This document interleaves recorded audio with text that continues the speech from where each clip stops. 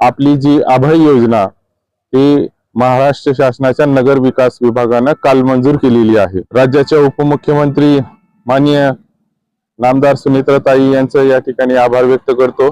जो आपला सातत्याने पाठपुरावा सुरू होता त्याला यश मिळालं असून जी मालमत्ता कर संदर्भात काही वर्तमानपत्राच्या बातम्या मी ऐकल्या, काही पोस्ट बघितल्या की आमदार महोदय 2025च्या 10व्या महिन्याचं पत्र दाखवत आहेत आणि ही योजना मी माझ्यामुळे मंजूर केली असं या काँग्रेसच्या नगराध्यक्षाकडून या ठिकाणी लावली गेली होती। त्यावेळेस काँग्रेस आणि भाजप असं मिक्स या ठिकाणी प्रशासन होतं। औसा शहरातील सर्व जनतेस या ठिकाणी सांगायला मला खूप आनंद होत आहे की महाराष्ट्र शासन नगर विकास विभाग यांच्या दिनांक 24 मार्च 2026च्या निर्णयानुसार अभय योजनेअंतर्गत औसा नगर परिषद घरपट्टी व्याज दरावर अभय योजना ही थकीत मालमत्ता करावरील शास्ती माफ करण्यासाठी राबवली जात आहे। या योजनेद्वारे नागरिकांना त्यांच्या थकीत मालमत्ता करावरील शास्ती माफ करून दिली जात आहे। जर आपण आपली थकबाकी मालमत्ता कर रक्कम 31 मार्च 2026 पूर्वी भरली तर आपल्याला 100% शास्ती माफ मिळणार आहे। विशेष मुद्दा, मूळ रक्कम भरावी लागेल, फक्त शास्ती पेनल्टी माफ होणार आहे। ही योजना फक्त 31 मार्च 2026 पर्यंत आहे, तरी औसा शहरातील नागरिकांनी या योजनेचा लाभ घ्यावा।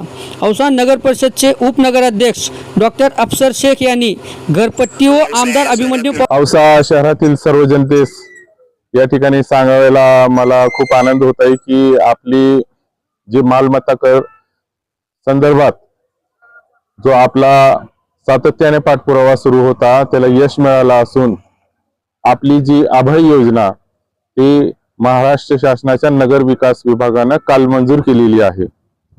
या प्रसंगी मी राज्याच्या उपमुख्यमंत्री माननीय नामदार सुनेत्राताई यांचं या ठिकाणी आभार व्यक्त करतो आणि निश्चितपणे आम्ही गेल्या 2 महिन्यापासून टेबल टू टेबल आम्ही ही फाईल फिरवत आमच्याकडे या संबंधीचे सर्व ज्या ठिकाणी आम्ही गेलो त्या ज्या ठिकाणी आम्हाला पाठपुरावा ज्यांच्या मार्फत आम्ही आमच्या ताई मार्फत ज्या ठिकाणी आम्ही ज्या गोष्टी पत्रव्यवहार आवश्यक होता तो या ठिकाणी पूर्ण करून ही योजना अंतिमतः औसा शहराला लागू झालेली आहे। याचा मला खूप आनंद आहे। निश्चितपणे यामध्ये जो दंड आकारणी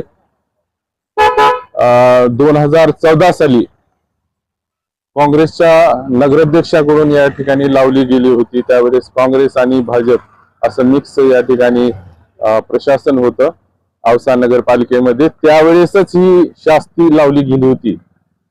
यावेळेस सुद्धा अनेक नगराध्यक्ष झाले होते, मी स्वतः नगराध्यक्ष झालो होतो, परंतु अशी कोणतीही दंड आकारणी आपण त्यावेळेस केलेली नव्हती आणि ती जाणीवपूर्वक आपण काढली होती। कारण आपला भाग हा भूकंपग्रस्त भाग आहे आणि शहर नसून ग्रामीण भागाचा एक ग्रामीण भाग असल्यासारखा असल्यामुळे आपण ही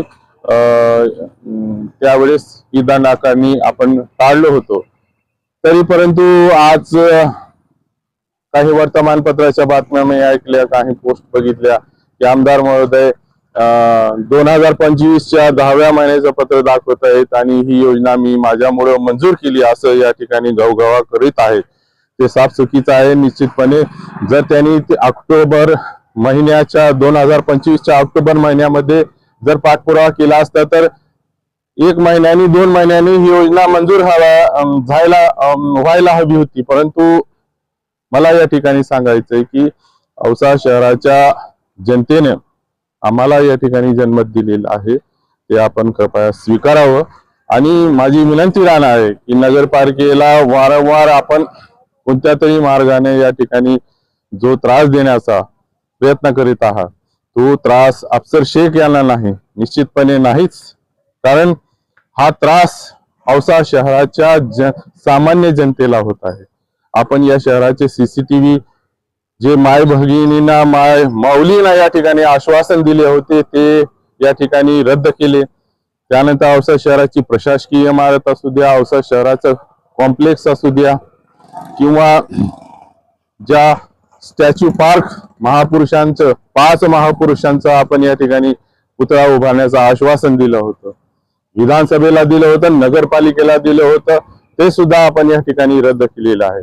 निश्चितपणे आपण या ठिकाणी या संबंधीचा आपण पुनर्विचार करावा आणि फेरविचार करावा.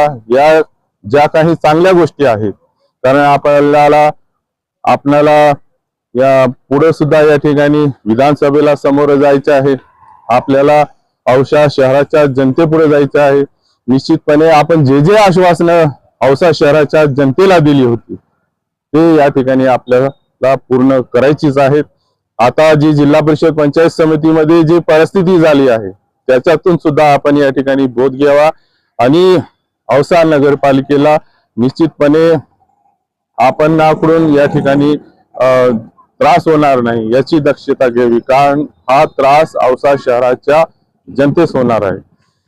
निश्चितपणे या योजनेचा सर्व मालमत्ताधारकांनी लाभ घ्यावा आणि याचा अंतिम दिनांक 31 मार्च 2026 आहे. यामध्ये कसलीच मुदतवाढ मिळणार नाही, कारण ऐतिहासिक अशी ही अभय योजना ही औसा शहरासाठी लागू झालेली आहे आणि राज्यातील मोजक्याच शहरांना या सवलतीचा लाभ मिळणार आहे.